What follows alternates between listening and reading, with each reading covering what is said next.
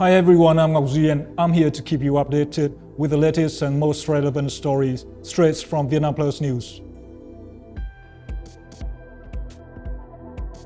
Laos, Cambodia joined Vietnam's reunification parade rehearsal in Ho Chi Minh City.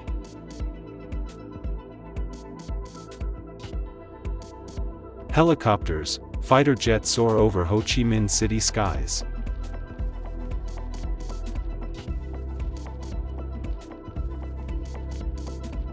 Party chief holds phone talks with African National Congress President, South African President.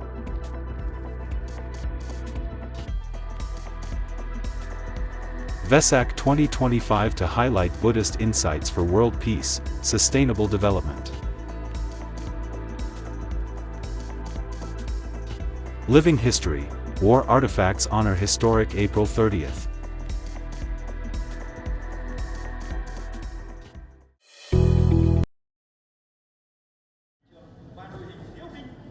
Armed forces from Laos and Cambodia engaged in the final joint rehearsal in Ho Chi Minh City on April 22nd night in preparation for Vietnam's upcoming Grand Parade commemorating the 50th anniversary of the liberation of the South and national reunification, April 30th, 1975-2025. The rehearsal featured 38 formations from Vietnam's armed forces, contingents from the Lao People's Armed Forces and the Royal Cambodian Army, and 12 formations representing various mass organizations. For the first time, the rehearsal included a 30-minute artistic performance with over 1,000 participants. Following this rehearsal, parade participants will attend a preliminary review on April 25th and a state-level general review on April 27th. The official military parade and procession of civil forces is scheduled for 6:30 a.m. on April 30th, with the participation of some 13,000 people.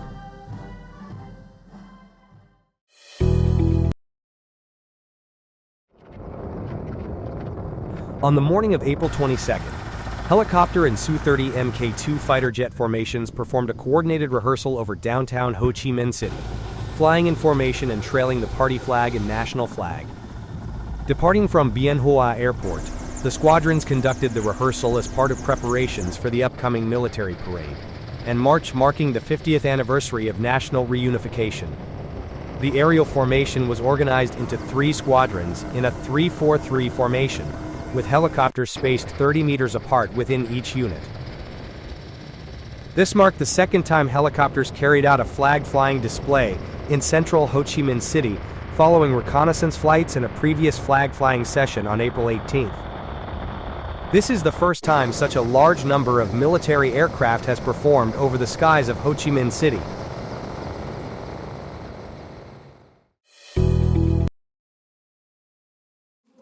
Party General Secretary Talam on April 22nd held phone talks with President of the African National Congress and President of the Republic of South Africa, Cyril Ramaphosa.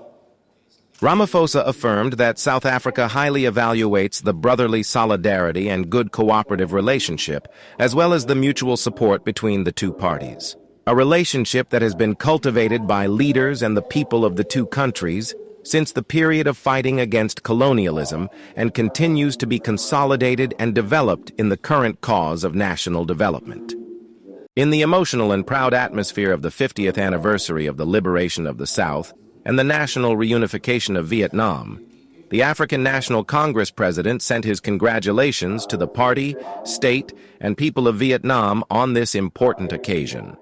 Ramaphosa also congratulated Vietnam on successfully organizing the 4th Partnership for Green Growth and the Global Goals 2030 Summit, demonstrating Vietnam's leading role in promoting science and technology, innovation, green transition, and sustainable, inclusive growth. In his capacity as G20 chair, Ramaphosa officially invited Vietnamese high-ranking leaders to attend the G20 summit and invited the high-ranking Communist Party of Vietnam delegation to attend the G20 Political Parties Conference, the G20 summit, and a series of related conferences to be held in South Africa in 2025.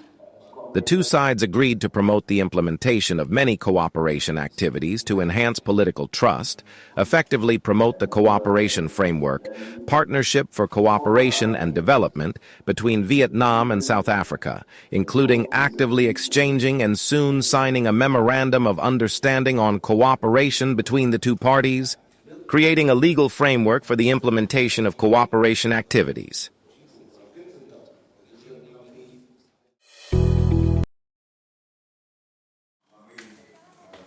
The 20th United Nations Day of VZOC celebrations, VZOC 2025, scheduled to take place in Ho Chi Minh City from May 6 to 8, heard a press conference held by Vietnam Buddhist Sangha's Executive Council in Hanoi on April 22nd. This year's event coincides with the celebration of the 50th anniversary of the liberation of the South and national reunification, April 30th, and the 80th anniversary of Vietnam's National Day, September 2nd. The festival is expected to attract over 2,700 participants, including about 1,250 international delegates from 85 countries and territories who are Buddhist dignitaries, followers, and scholars. VZOC 2025 is expected to strengthen exchanges and friendship between the Vietnamese people and international friends, and affirm Vietnam's position and responsibility to the UN and the international community. Vietnam had successfully hosted VZOC 3 times, in 2008, 2014, and 2019.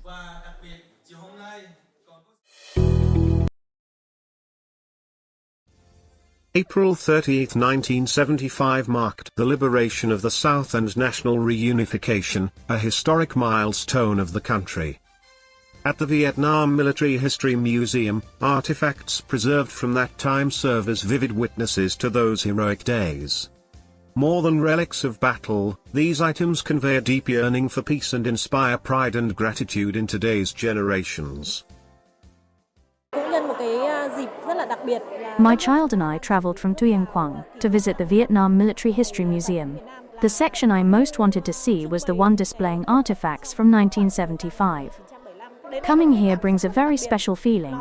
It's different from what you see on TV or read in books, because these are all real living objects. At the heart of the exhibition stands the iconic T-54B tank number 843. This was the very tank that crashed through the gates of the Independence Palace at noon on April 30, 1975. At that moment, Lieutenant Bui Quang Nan, the tank commander, planted the victory flag, bringing the resistance war against the US to a close, opening a new era for Vietnam. In October 2012, tank number 843 was officially recognized as a national treasure. The museum also houses many other artifacts linked to this historic date, including Jeep number 15770, the flag of the National Liberation Front of South Vietnam, and the Determined to Win map used in the Ho Chi Minh campaign. That map, used by the campaign's command to direct the final push into Saigon, was also designated a national treasure by the Prime Minister. So actually there are many objects which are impressive to look at, to see here, make people think about how bad actually war is. So maybe it helps also to avoid future conflicts. One of the most impressive things I saw was a helmet. I think it was covered with blood. It belongs to a Vietnamese soldier who sacrificed himself. Very strong love for the country. And at the end, that is why they win the war. Seemingly ordinary items hold powerful stories of sacrifice and noble ideals that generations of soldiers lived and died for. I was truly emotional, not just grateful for the sacrifices of our ancestors who fought for independence and peace, but also grateful to the party and state for building such a meaningful museum. It allows future generations to visit, learn, and be inspired to nurture patriotism and civic virtues.